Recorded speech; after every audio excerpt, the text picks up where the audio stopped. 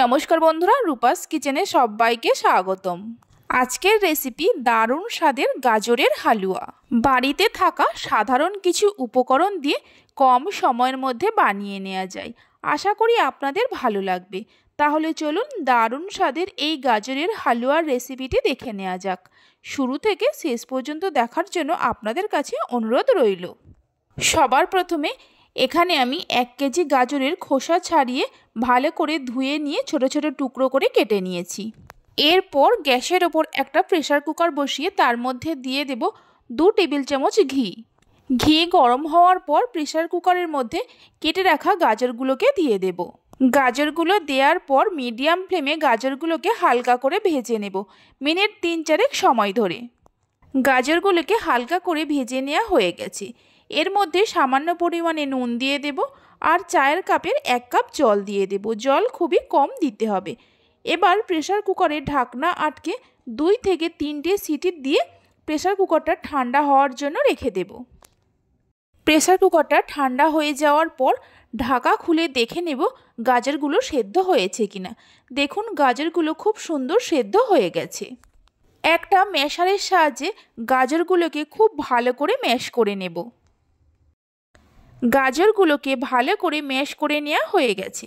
এই ম্যাশ করে নেওয়া গাজরটা এক সাইডে রেখে দেব।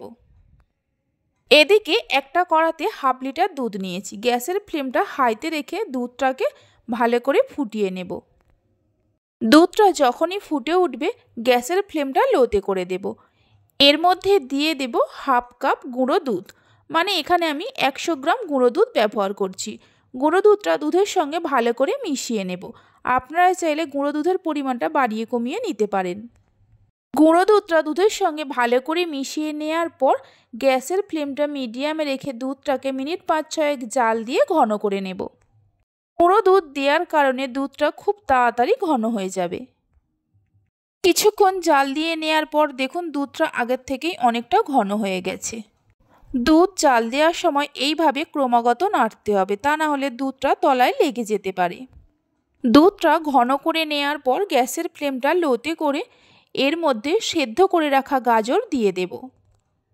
গাজরটা দেওয়ার পর দুধের সঙ্গে ভালো করে মিশিয়ে নেব।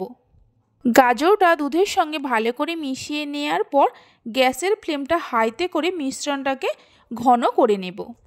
এইভাবে ক্রমাগত নাড়তে হবে, তা না হলে তলায় লেগে যেতে পারে।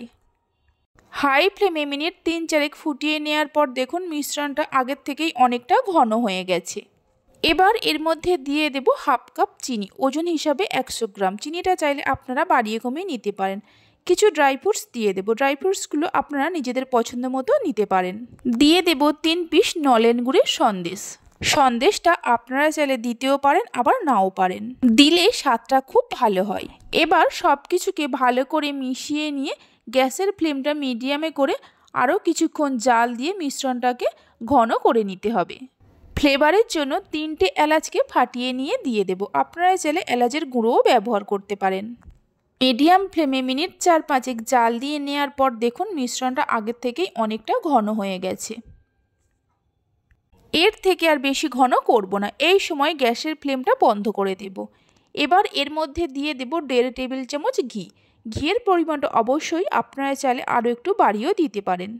ঘি দিয়ে ঘিটাকে ভালো করে মিশিয়ে নিলেই গাজরের হালুয়া আমাদের একদম তৈরি। এটা আপনারা চাইলে গরম গরমও পরিবেশন করতে পারেন, আবার ঠান্ডা করে নিয়েও করতে পারেন। এই পদ্ধতিতে একবার গাজরের হালুয়াটা বাড়িতে বানিয়ে দেখতে পারেন। খেতে খুবই সুস্বাদু হয়। আজকে আমার এই রেসিপিটি যদি আপনাদের ভালো লেগে থাকে অবশ্যই একটা লাইক করবেন আর আমাকে কমেন্ট করে জানাবেন। ভালো লাগলে চ্যানেলটি সাবস্ক্রাইব করে পাশে থাকা বেল আইকনটি প্রেস করবেন। আপনারা সবাই ভালো থাকবেন, সুস্থ থাকবেন। ধন্যবাদ।